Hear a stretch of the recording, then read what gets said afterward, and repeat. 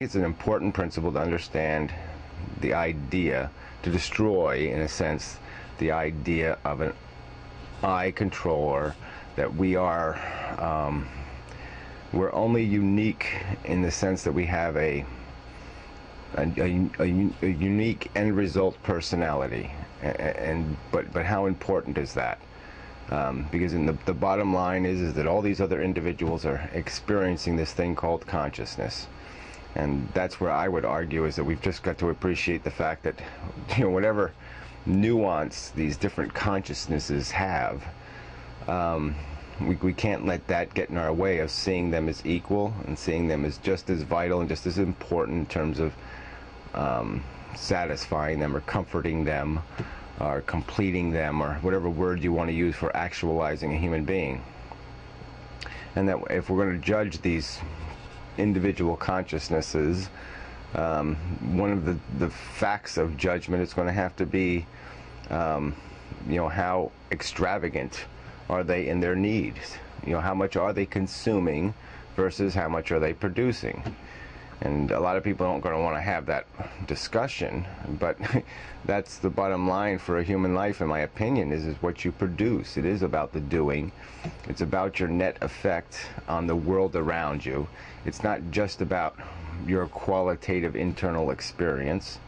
You have to take that into account, certainly. Your own comfort in your existence is part of the definition of the value and the worth and the validity of your existence.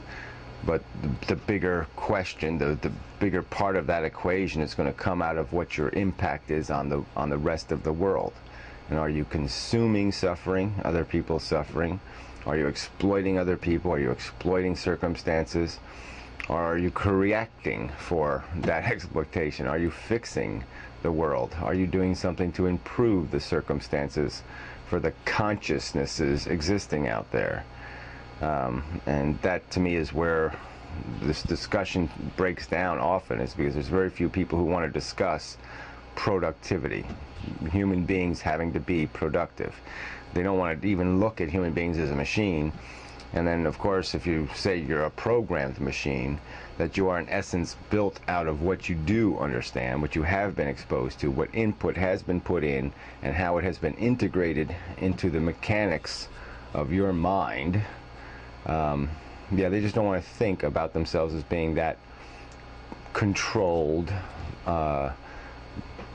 by the world they're growing into. And so I will concede to great text only on that issue, that we are dependent on the world to feed us, to give us enough nutrient to be able to build an understanding. We have to have access to enough truth to be able to understand the world. But I won't concede that that's controlling completely, because we have so many, it's our own volition to accept the truth. And so many people just decide to ignore the truth. They reject the truth, even when it's demonstrated to them. And great text even says he wants to interject doubt. And that's just like saying, well, yes, I want to destroy concepts that we really need to accept to be able to do anything in this world. Because if we keep denying the truth, if we keep avoiding the truth, we're never going to act in the world in a way that's going to be productive. Because we're going to keep acting in a world that doesn't exist, because we haven't accurately described it or defined it. And if we can't, we have to accurately understand what we are, what kind of machine we are, how we function, and then we have to understand what these other machines in the world are and what they're doing here, how they got here, and we have to describe purpose and mission for them. And if we're going to do that based on archaic bullshit, then we're going to do it wrong.